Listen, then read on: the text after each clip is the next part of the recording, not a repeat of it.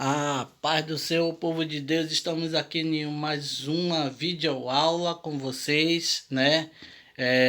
E aqui, ó, amigos, vamos dar continuidade onde paramos na última aula. Antes da gente começar, eu gostaria que vocês vissem isso aqui, ó. Isso aqui, ó, é o cronograma de Apocalipse. Algumas pessoas que andam comigo, que estudam comigo, eles já têm esse cronograma aí, tá? Mas você que não tem, se quiser dar um print, se der para dar um print aí, fica à vontade. Esse aqui também, ó, é um cronograma da Cidade Santa e todo o processo do Apocalipse, ok? Enquanto você foca nisso aí, se der para dar um foco nisso aí, eu vou dando uns agradecimentos que é necessário. Gostaria de agradecer ao meu grande professor, né, que me deu essa instrução e me ensinou a ser menos burro, pastor e professor Nelson. A gente tem que dar honra a quem tem honra e também a gente livra de muitos processos, né? Então vamos lá, eu estava falando na última aula dos anos sabáticos, né?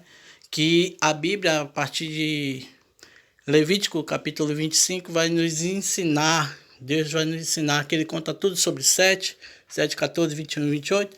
É uma lei que ele deu para todo homem que herdasse a terra.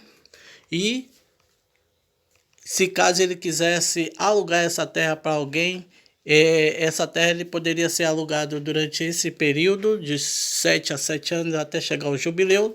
Só que quando chegasse no ano do jubileu, Levítico capítulo 25 de 1 a 8 e o versículo 11, esse que alugou a terra, ele deveria devolver a terra para o seu respectivo dono.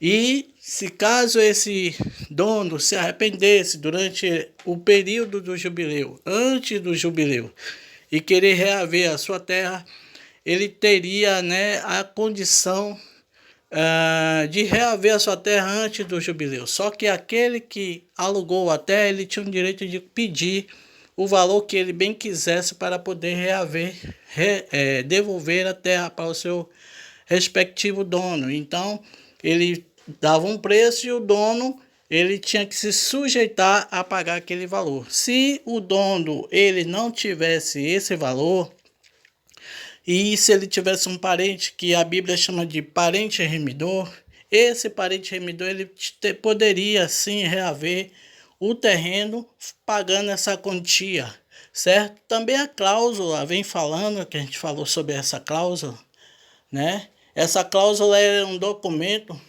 que ela era reconhecida pelo juiz da época e esse documento tinha 7 selos. Da parte de dentro ele vinha as especificações do dono do terreno e da parte de fora vinha as obrigações daquele que alugava o terreno, né? E se essa pessoa que alugou o terreno, né, e aquele parente remidor, ele foi lá e pagou antes da data, e essa pessoa, depois de ter recebido o valor, não quiser sair do terreno, o parente remidor ele iria tomar a documentação na mão do juiz. Ele ia partir os 7 selos, que cada selo era uma obrigação que o posseiro tinha sobre a terra, e ele iria declarar guerra ao posseiro que não estava querendo sair do seu território.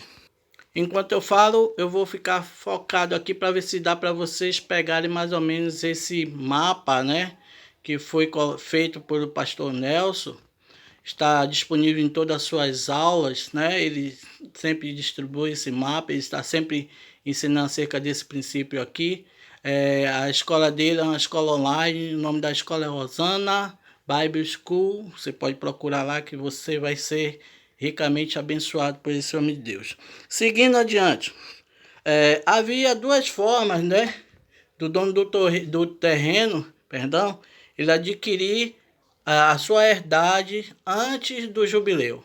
Se chegasse o tempo do jubileu também, se aquele posseiro não quiser sair, ainda que o dono do terreno não quisesse pagar pelo terreno antes do ano do jubileu, Se chegasse no ano do jubileu e o poceiro não quisesse sair, também o dono do terreno ele tinha direito de declarar guerra, certo? Então, como eu estava falando, havia duas formas do dono do terreno adquirir o seu terreno de volta. A primeira forma era por si mesmo, ele tendo o valor para pagar, e a segunda forma é através de um parente remidor, como eu falei, que teria que ter três coisas. Primeiro, ele teria que ter dinheiro para pagar o valor pedido pelo poceiro. Segundo, ele tinha que ter poder e autoridade, grau de parentesco para resgatar 7 selos e abrir o documento e declarar guerra contra o poceiro que não quer sair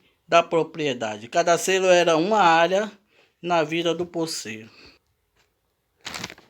A primeira área era na área da economia, a segunda é da entrada e saída. A terceira é domínio na cidade. A quarta era autoridade. A quinta é exército, ele tinha que ter um exército. O sexto é o comércio e a sétima é a prisão. Então essas eram as características do segundo princípio que o parente remidor deveria ter para poder ter o direito, né, de tomar a posse do terreno acerca do poceiro que não estava querendo sair. E o terceiro princípio, ele tinha que ter um exército, né? O parente remidor ele tinha que ter um exército, porque sabendo que o poceiro não estava querendo sair, ele declarou guerra, então ele tinha que ter um exército para ir contra aquele infeliz que estava querendo sair do terreno do qual ele adquiriu. Em seguida eu vou, para esse vídeo não ficar muito longo, eu vou dar uma paradazinha e na sequência damos continuidade à nossa aula.